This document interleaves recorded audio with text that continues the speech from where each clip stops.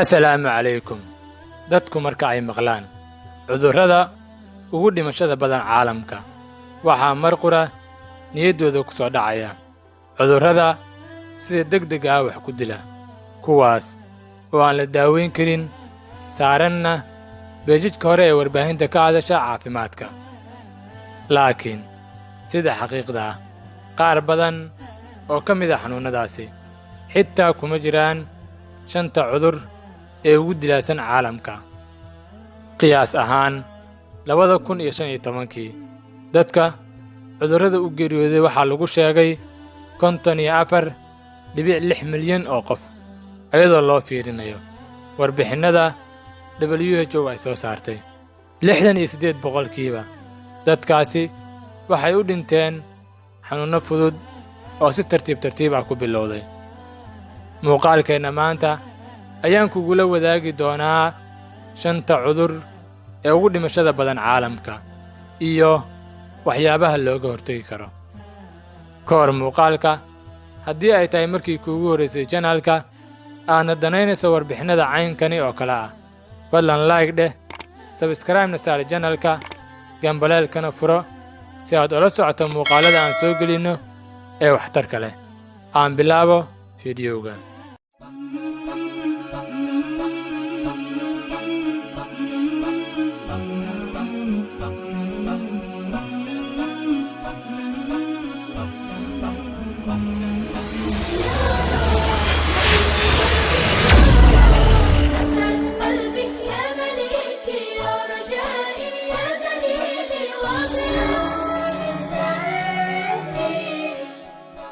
cudurka nuuca 1 jirada ku dhacda xididdada wadnaha afka qalaadna loo yaqaan coronary artery disease. cudurkan waxaa loo soo gaabshaa CAD waxa uuna saameeyaa xididdada wadnaha isagoo ka dhigaya kuwa dhuuban oo dhubuc yar yacni daloolka xididdada ama halbowlaha wadnaha oo yaraada.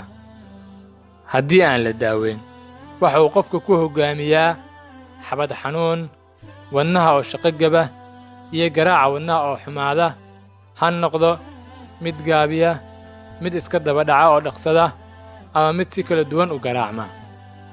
cudurkan waa kan hoggaanka u haya jirooyinka loo dhinto inkastoo waddamada qaar ay yareeyeen saamaynta cudurkan iyagoo helay wacyigelin fiican daryeel caafimaad oo tayo sare leh iyo ka hortag wanaagsan.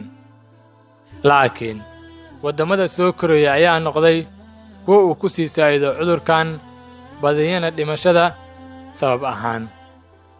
inay sidaasi dhacdo ayaa waxaa keenaya dhaqaalaha oo ku yar waddamadaas iyo nolosha waxyaabaha ay sameeyaan dadkaas oo ah kuwa riski ama khatar ku ah xanuunnada wadnaha ku dhaca. waxyaabaha fududayn kara ama khatar ku gelin kara qofka in xanuunkani ku dhaco ayaa ah dhiigkarka dufanka ama kolestaroolka oo bata miisaanka saa'idka ah sigaar dhuuqidda cabtooynimada macaanka ama cudurka sonkorta iyo dadka ay waalidiintoodu qabeen cudurkan caynkani oo kale ah.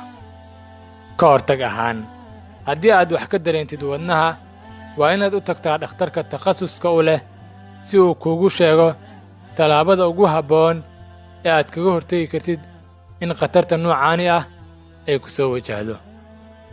si guud waxaad kaga hortegi kartaa jimicsiga miisaan dhimidda cunidda cunno isku dheelitiran oo cusbo yar una badan qudaar iyo midho iyo ka fogaanshaha sigaar dhuuqidda iyo cabtooynimada.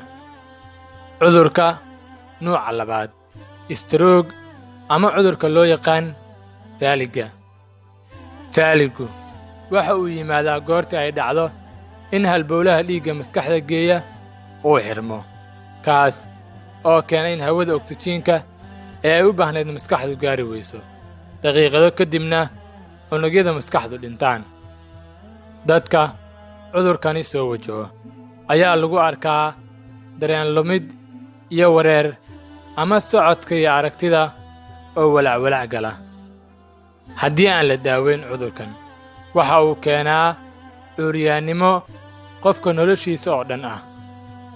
sida xaqiiqda ah cudurka ugu horeeya ee keena cuuryaannimada waa faaliga ama istaroogga waxa loo yaqaan afka qalaad. dadka hela daawo 3 saacadood ee ugu horeysa cudurkan ayaa ka badbaada saamaynta noocaasi ah. dadka halista ugu jira cudurkan ayaa ah dadka qaba dhiigkarka, sidoo kale leh cudur dhaxaleedkan ama waalidku qabay faalig iyo sigaar cabidda. cudurkan ayaa lagaga hortagi karaa wax ka beddelidda noloshaada sida jimicsiga, cunnada wanaagsan iyo iska ilaalinta waxyaabaha kuu dhowayn kara inaad cudurkani qaadid, sida xakamaynta dhiiggaaga iyo ka fogaanshaha daroogada sida sigaarka, khamriga iyo calaqa. cudurka nooca 3 infekshanka ku dhaca qaybta hoose ee sanbabka ama saableyda. dullinka ku dhaca saableyda qaybta hoose ayaa saamayn u geysan kara sanbabka iyo hawo-mareenka. waxyaabaha ugu badan ee sababa saamaynta cudurkan ayaa ah qiiq-dheerta, burukiitada, caabuqyada ku dhaca hawo-mareenka iyo cudurka tiibeyda ama qaaxada loo yaqaan. fayruska iyo bakteeriyada ayaa ah noolayaasha inta badan waxyeeleeya saableyda qaybta hoose. qufucuna waa calaamadda lagu garto in xanuunkani uu ka jiro sanbabka iyo xubnaha la xidhiidha. mararka qaar qufaca waxaa raaci kara neef la'aan, codka neefsashada oo foori isku beddela iyo cidhiidhi aad ka dareento xabadka. haddii aan lagaa daaweyn natiijada ka dhalan karta ayaa noqonaysa neef la'aan, taas oo ugu dambayn keenaysa qofka inuu halkaasi ku naf waayo. waxaa jira waxyaabo fududayn kara in xanuunkani uu yimaado, sida hargabka, sigaar cabidda, xasaasiyadda, difaac yarida, neefta iyo cudurrada dilaaga ah sida cudurka loo yaqaano HIV-ga. ka hortagga cudurkani ayaa ah ku dadaalidda nadaafadda sida gacmo dhaqashada, ilaalinta adaabta qufaca iyo hindhisada, sida inaad afka daboolato, gacanta aad ka ilaaliso wejiga iyo meelaha daloola. cudurka nuuca 4 cudurrada sanbabada ee daba dheeraada, afka qalaad, chronic obstructive pulmonary disease. cudurradan waa kuwa halka badan waxaana loo soo gaabshaa afka qalaad COPD, waana cudurro si tartiib tartiib ah ku soo kora. qayb ahaan waxaa lagu sheegaa chronic bronchitis iyo emphysema afka qalaad labadan nuuc inay yihiin. sanadkii 2004 waxaa la sheegaa in cudurkani ay u dhinteen ku dhowaad 64 milyan adduunka oo dhan qiyaas ahaan. COPD-da waxaa u nugul dadka sigaarka caba, kuwa lagu agcabo sigaarka, busta, qiica, kiimikooyinka la gubay, iyo haddii aad yaraantaadi lahayd cudurrada ku dhaca saableyda. COPD-du ma lahan wax daawaa, balse waxay leedahay daawooyin hoos u dhiga calaamadaha oo kaalmaatiya. waxaa lagaga hortagi karaa COPD-da adigoo ka dheeraanaysid dhammaan waxyaabaha aad ugu nuglaan kartid, sida ka fogaanshaha cabista sigaarka iyo meelaha lagu cabo. cudurka nuuca 5 kansarka ku dhaca sanbabada iyo hawo-mareennada. kansarka ku dhaca saableyda meelaha ugu badan ee uu saameeyo ayaa ah qaybaha kala duwan ee tubooyinka hawo-mareenka iyo sanbabada.